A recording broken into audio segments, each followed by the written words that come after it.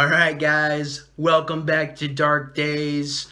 Holy shit, it's finally time. Friday the 13th franchise. We're gonna get into the original one that started it all today, Friday the 13th, part numero uno. Before we get into it, I wanted to share a quick little story. Uh, Say what you will about the Friday franchise. It's not a perfect franchise by any stretch of the imagination, but damn it, is it not one of my it's one of my favorite franchises in all of horror. It's the franchise that got me into this crazy sick world, and for that, above anything else, that is why it's one of my favorites. There are plenty other reasons why. Obviously, Jason's my favorite slasher of all time, bar none.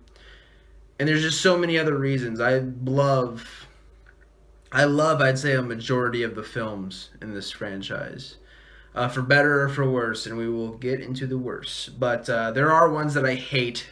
Don't get me wrong. And for those of you who have wanted to see me shit on a movie, we're probably gonna get into it with this franchise. But anyways, ooh, burp. Excuse me. So I remember being a little kid and going into a Halloween store, like a Johnny Brock's esque store. It's probably like 7 or 8 around there. And I remember kind of wandering into the more adult section of the theater, or the theater, what the hell am I talking about? The store. I miss movie theaters. But, anyways, so I wandered into the more adult kind of section of the store, and I kind of was just looking around, and straight out of a fucking movie, dude, I just bump and I look up, and it's this life-size statue of Jason, and I back up. He's got the machete in his hand and everything, and I nearly shit myself. I was like, oh, what the fuck? I mean, I knew it was a statue and everything, but it was just the presence of this fucking huge statue representing one of the most terrifying slashers in history. It was a lot to handle for a little 8-year-old Alex, so I fucking booked it. And ever since that, for a while at least, I was scared shitless of Jason Voorhees. He wasn't the first slasher I was terrified of. I remember begging my mom to watch the House of Wax movie with Paris Hilton in it, with my brothers and my sister. And that one scared the shit out of me, which I'm ashamed to say that's the first thing that ever scared me, because that movie is not that good. It's not terrible, but it's But anyways, we're not talking about House of Wax, clearly. Man, Friday the 13th means so much to me. Over time, that fear became love, while other little, as I grew to be like 9, 10, 11, I kind of, got a little more interested in the genre. I would look up like kill compilations on YouTube and stuff like that, and I would Google image like Jason mask, and then Jason, whoa, what's he look like without his mask? And I spoiled the shit out of myself when it came to that, but I was not allowed to watch the movies because my mom learned her lesson when it came to me, having nightmares and shit like that.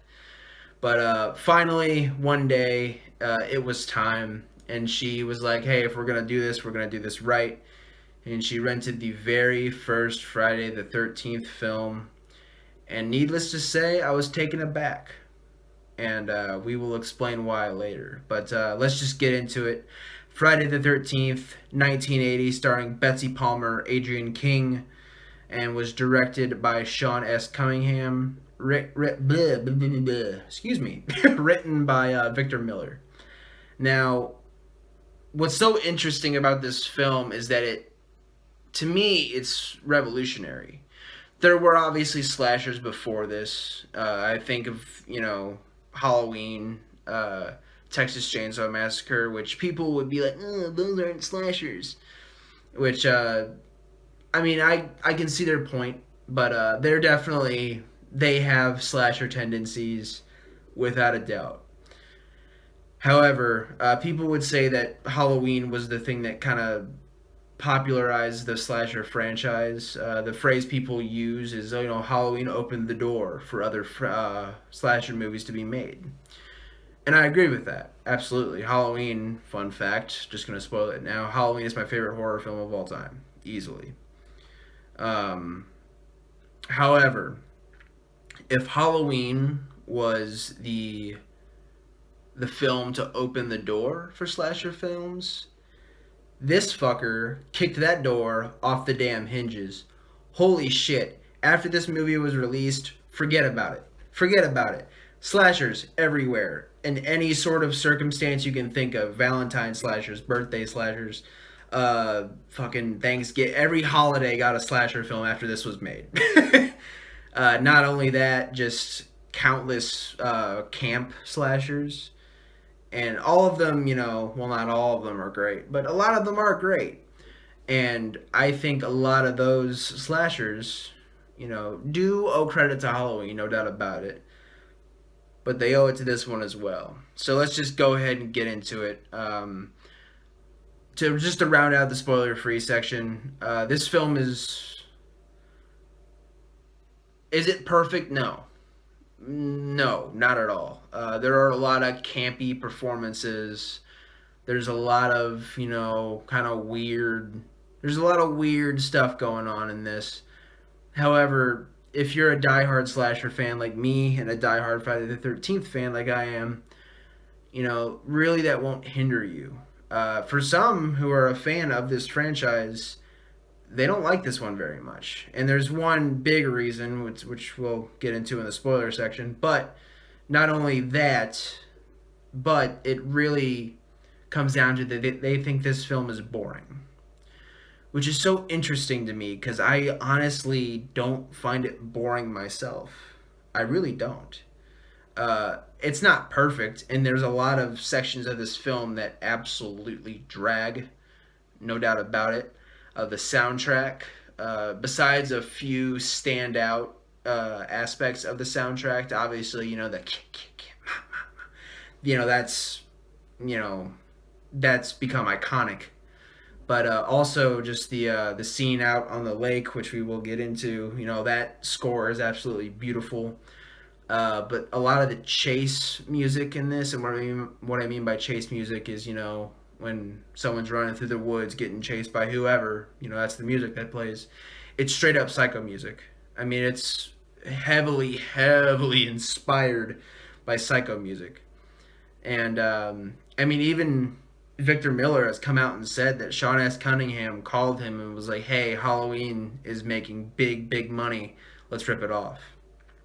In my opinion, I do not think this is a Halloween ripoff at all. But, you can see why people would say that. Absolutely. To me, it's not a Halloween ripoff at all. But, to each his own. And yeah, but so obviously this film has its flaws. But for me personally, it doesn't really hinder anything. The kills in this movie are fantastic. Obviously, Tom Savini is back in, well, I say back because, Day of the Dead. It's kind of funny. I didn't even notice until right now that I'm reviewing two films in a row that have special effects by the King of Gore, Mr. Tom Savini. But yeah, so he's back in this one. So the kills are fantastic. A lot of memorable characters, campy acting aside, obviously they're not great. Kevin Bacon's in this movie, which is like pretty fucking cool. He does not last. Well, he doesn't make it to the end. It's not really a spoiler. Come on, it's a slasher. Give me a break. But he's in the movie. Lots of really, really cool performances. The one that really, I'd say the two that need to be really, really strong in this are extremely strong. I think Adrienne King, who's the lead, the final girl, does absolutely fantastic, and we will get into the other performance. I've carved out a whole section to talk about this character in the spoiler section, so we will get to that person. But there's plenty of stuff to love in this film, no doubt about it. If for some reason you haven't seen it and you don't want to get spoiled, 100%, absolutely, go check out Friday the... I really hope I can be able to say this fucking title. It's kind of the whole series. Absolutely check out Friday the 13th, though, guys. And yeah, let's fucking spoil the shit out of this movie. Spoiler section time. All right, spoiler time. Your ass has been warned. Now, uh, this film this film's premise is honestly on the surface pretty simplistic. It's not too complicated. It's when you really start to dive into the finer details I found on this watch is when this film really becomes interesting. Now, this film follows a group of camp counselors led by Mr. Steve Christie, and they are attempting to reopen Camp Crystal Lake after multiple attempted openings, and every year some shit goes wrong. Started in 1957 when a young boy drowned, which I'm sure is just a isolated incident, and we'll never hear about that again. Next year, a couple camp counselors were killed, and then every year up until then, or every year they attempted to open it back up, some shit went wrong. And so it had been a couple of years, and Steve Christie basically decides, hey, I'm going to try to reopen Camp Crystal Lake, or as the townsfolk call it, Camp Blood. And they are not too keen on him reopening the camp for obvious reasons. Everyone just wants to forget. No one really wants to revisit the memories, the awful memories that this place has provided them. And yeah, like I wanted to go into this film this time because obviously I've seen this film countless times. I don't even want to think about how many times I've seen this among all the other ones in the franchise. However, I wanted to go into this with fresh eyes because, I remember watching this film as a kid and the ending completely just shocking me. Like, because as a little Friday the 13th fan who had never seen Friday the 13th, one would just immediately assume, okay, Jason's the killer in this. He's not. He doesn't show up in this film at all until the very end. Um, Obviously, the previous joke I just made, he was the boy that drowned in 1957. And his mother, Pamela Voorhees, is the killer in this. And it's so interesting to me because that's the big reason people don't like this one, which is so odd because to me, Betsy Palmer, who plays Pamela Voorhees, is absolutely fantastic. Absolutely incredible. Like she has the peak performance of this film. Adrienne King's great. I really love Alice. I think she's a really cool final girl. Not the most capable final girl in the world, but I'm not the type of person who needs all my final girls, or final guys for that matter, to be just this badass, stand up, kick ass person, because then it's just going to get formulaic. Obviously, we're talking about slashers, and formulaic is kind of the thing, but fuck off. So, anyways, so yeah, Adrienne King is great in this, but for me, Betsy Palmer as Pamela Voorhees absolutely steals the show. You only really get her performance um, in the final act of the film, where she's chasing and attempting to kill Alice. And it's kind of a shame because all like the rest of this film is you're getting kills either with Pamela off screen or in a first person view to where the person getting killed can, see Pamela, but we as the audience cannot. So you really don't get any good Pamela action, which sounds like a really fucked up porno. But anyway, anyways, you don't get any real good Pamela stuff until the very end of the film. But those 30, I think she's in it for about 30 minutes roughly. And those 30 minutes, she absolutely steals the show. Her presence is incredible. And, God, she's an awesome killer. She's scary, too. She's absolutely terrifying. And it's fun because Betsy Palmer originally didn't even want to be in this film. She was just in it to get herself a new car. And she ended up being one of the most iconic and underrated slashers, in my humble opinion. Not super underrated, but one of those killers that people don't talk about enough. Big old Jason, her mongoloid son, gets all the credit. But she was the one slaughtering motherfuckers before he was even, alive again. And we'll get into that whole debate as the series goes on, but as whether or not he's ever dead in the first place. But anyways, so yeah, so I had always that shocked me as a kid. That completely floored me, and I even was like, well, what the hell? I just sat through a movie. I want to see Jason. Damn it, where's Jason?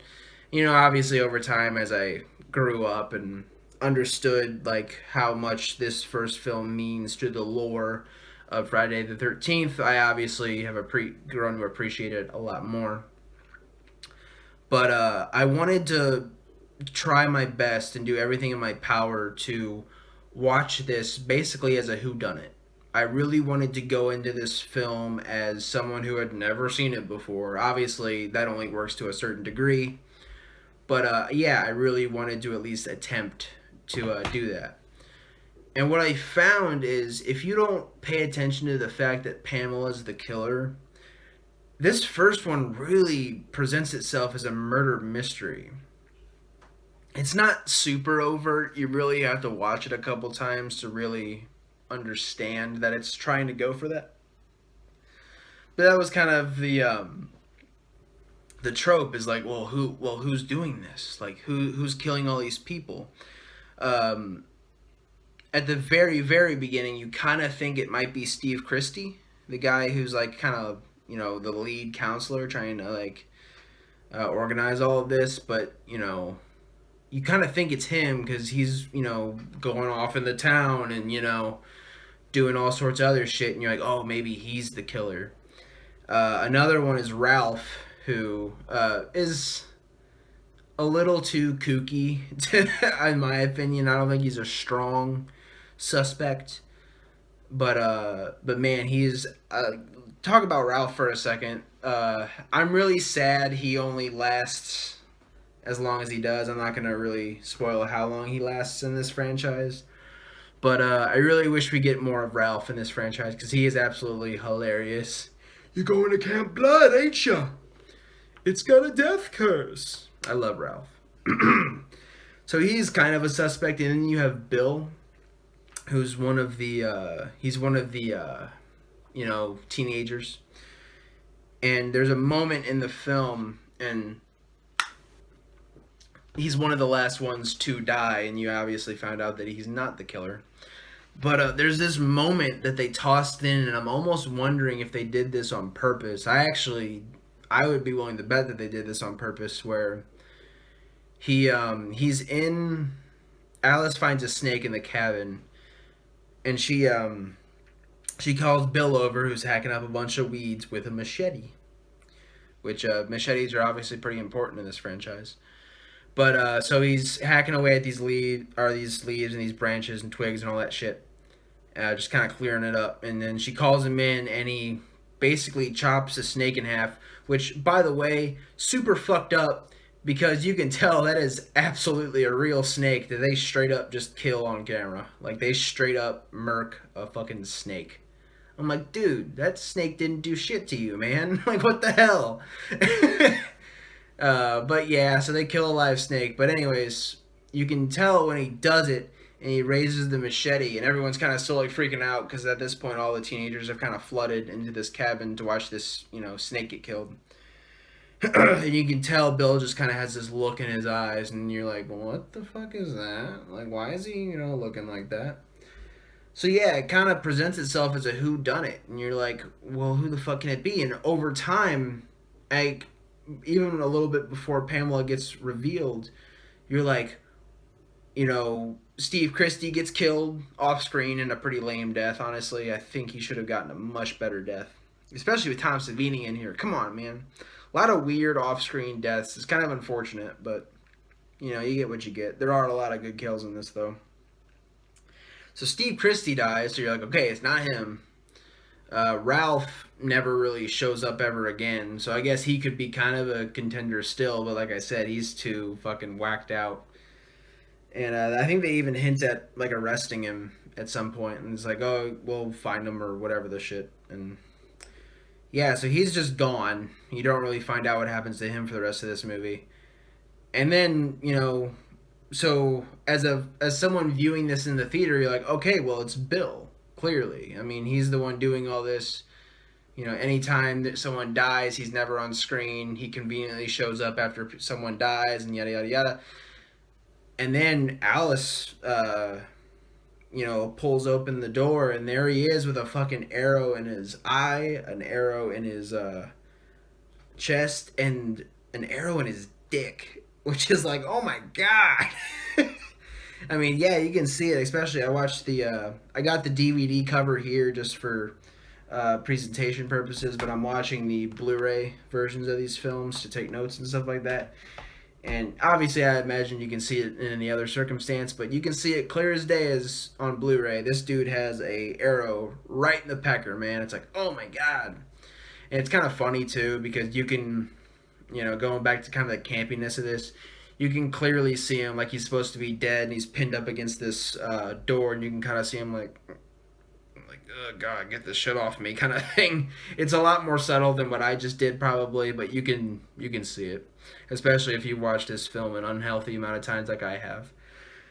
But yeah, so it's not Bill, and so you're like, so what the hell? What's going on? Who is it? And then Pamela pulls up, and it's just this totally new character, and you're like, what? Who the fuck is this? Like, and then it's so well done. Like this last act is so well done.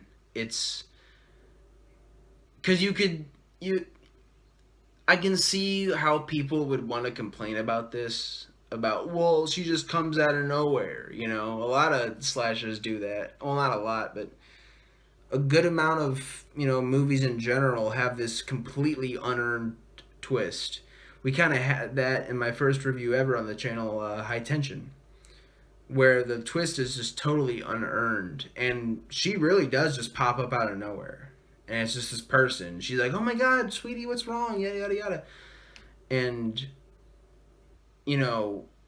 but when she flips that switch, and she's all nice and caring. She's like, "Oh, I'm Pamela Voorhees. I'm a friend of the Christies," and she's very nice and sweet, and she's just a nice little grandma kind of person. But then she starts talking about Jason. She starts talking about her baby boy who drowned, and she just slowly kind of fucking loses it a little bit, and then she's like, she eventually goes into full on psycho mode. No pun intended. Shout out to Psycho. But she goes full psycho mode. She's like, "Look what you did to him." She pulls out a knife and she just tries to kill Alice immediately. Like, how she flips that switch and how she explains it and how it's written, you could say, oh, it kind of comes out of nowhere, but it really doesn't. I mean, they straight up say in the beginning of this, a young boy drowned there, and after all that, everything just started getting fucked up. They got fucked up because of her. She was the one who killed the counselors back then, and damn it, she's come back to kill some more, and holy shit, she killed a lot of them. But yeah, to me, I think the twist is awesome. But not only is that ending twist so awesome to me, it's also completely justifiable. Well, okay, maybe justifiable isn't the right term for it, but I would definitely say it's understandable, for sure. In my life, I don't have a kid. I'm not a parent, but I have experienced a parent's love. Since Mother's Day is coming up, I'll use my own mother as an example.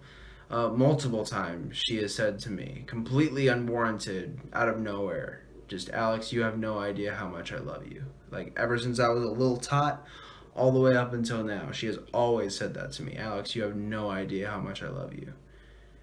And when you're a parent, it's become more apparent to me why that is. When you're a parent, and all my parents watching this, all the parents watching this will understand what I'm saying. When you're a parent, that child becomes, or children, they become your world. Bar none. That is it. That is your world. That is your reason for being alive. When that is ripped away from you, it shatters you. It completely shatters you. In every, like, you, in a certain way, you basically lose your fucking mind. You know, this thing, this person, this little human that has grown into however old they are, if God forbid, if that happens to you, that's it. Your life is over. And to me, her going completely insane, maybe not the whole killing a bunch of people part, but as someone who has experienced a parent's love on, as you know, in my own life, the motive is completely there already. A mother losing her son, forget about it, you know? uh, and yeah, like I think it's the perfect twist, you know? That motive, for anyone who knows what I'm talking about, you will know what I'm talking about. The twist to me is completely earned. It's there, and it makes perfect sense to me. But anyways, yeah, that twist to me is one of the top ones. It's to me, it's up there with Psycho. It's sort of Psycho in reverse, really, which is kind of, as I previously mentioned about this film being very inspired by other films. It really is just the Psycho complex in reverse. In this instance, instead of the son killing for mother, which Jason eventually does come to do that later in the franchise, obviously. But for right now, those roles are reversed, and Pamela is fucking people up, and I love it. You go, Pammy. And big rest in peace to Betsy Palmer, obviously. Another horror icon that we lost way too soon. Lived a nice, good, long life, but damn it, it still sucks. But anyways, let's get into the ending of this film. Now, this first one, anyone who's familiar with the Friday franchise, this first one is very much so grounded in reality. It is very, very. It's a realistic thing. Like I just talked about the whole mother going nuts thing. I mean, that's even realistic. You can believe every part of this movie, except for the ending. Now, with this ending, uh, I think it's masterfully done.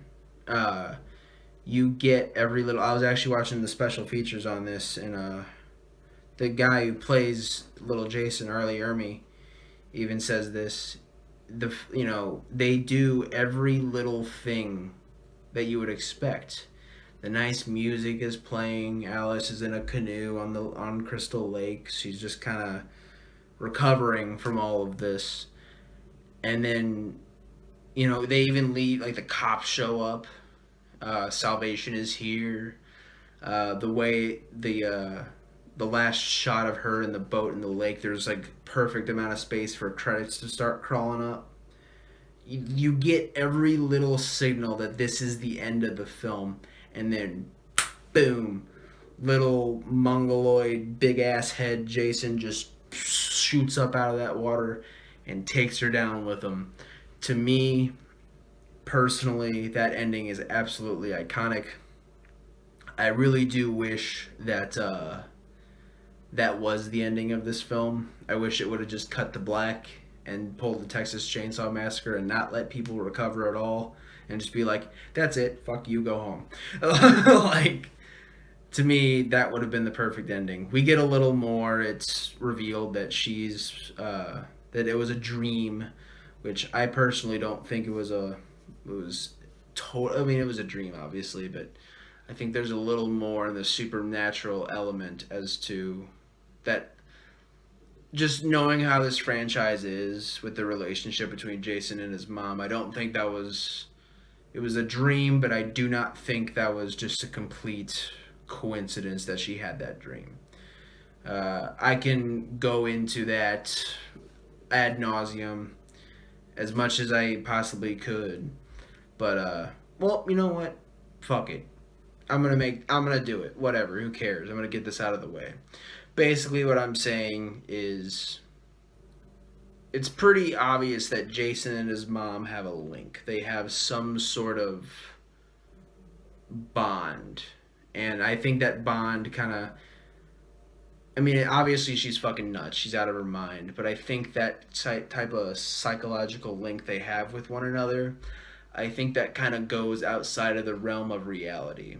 So when, Pamela gets her fucking head cut off, to me, I think Jason coming up out of that water and pulling Alice was him. That was his way to come back to the living world. And yes, that was a dream, but I think that was his way of being able to form that same kind of bond with Alice in order for him to come back. And yeah, I've seen this movie way too many times. And I'm sure I would love to hear your guys' theories because some people just think Jason didn't even die and he, was living off in the woods. I personally don't think that. I think, you know, something if, in order for someone to be that hulkish and that brooding and that much of a like he's basically a fucking zombie. I mean, literally, he becomes a zombie later on in the franchise in like 6 and 7. But even before that, this dude cannot be killed, and I think there has to be something paranormal. I think he had to have died at one point in order for him to be able to have these powers. Because it's one thing to be a big hulking person; it's a completely other thing to take an axe to the head. I don't care how big you are. If you take an axe to the head, you're done. You're finished. That's it. No more. So, and yeah, that's my little nerd out. I'll end it there. Let's talk about the bloody bits and the gory bits. I love ending these reviews off with one of my favorite parts of horror, obviously, and that's the blood and the guts. I know I'm weird. Fuck off. So obviously, Tom Savini once again doing some awesome work. There are some kills in this that are very underwhelming. Mostly Steve Christie's. It's just kind of, and you get a lot of off-screen reveals, which those look cool too. I'm thinking of the clown guy. I can't remember his name, but his throat is like slit in the bunk bed. But there are a lot of really, really, really good kills. Two honorable mentions. Uh, for me, it was really actually kind of hard picking a kill of the movie. But I mean, obviously, I've chosen one up until this point. So the honorable mentions for me would have to go to Kevin Bacon's death. Pamela's arm coming up and sticking the arrow right through his throat through the bed. That's a great effect. It's awesome. It's probably as far as like pure special effects, it's probably my favorite. But as far as impact, not really.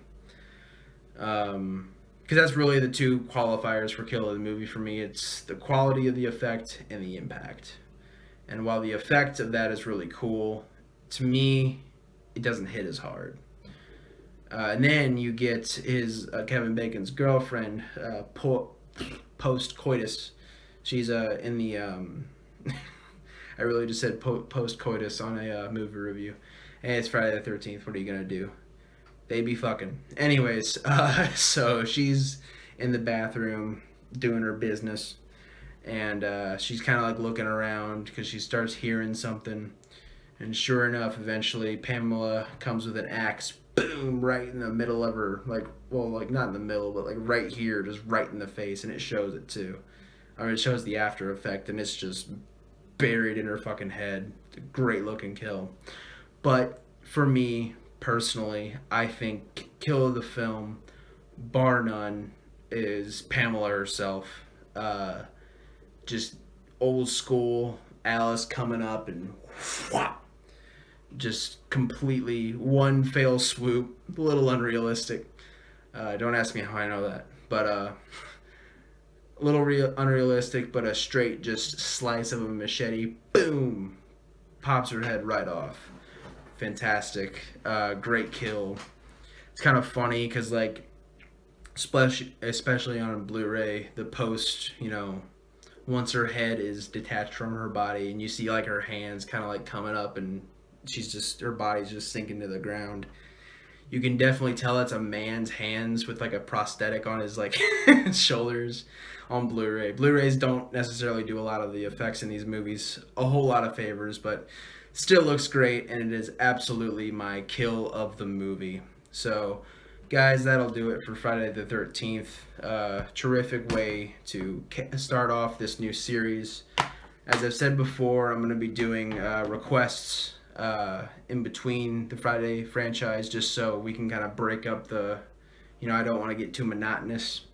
So I'm going to be doing requests in between, and the first request is from Mr. Jake Young, and that is going to be of The Lighthouse. And holy shit, I am very, very excited to watch that movie again and review it for you guys, because that film is fantastic. Why is it fantastic? You're going to have to tune in next time, motherfuckers. Alright, guys, have an awesome rest of your day. Stay safe, take care of each other, and keep watching horror. Alright, see you guys.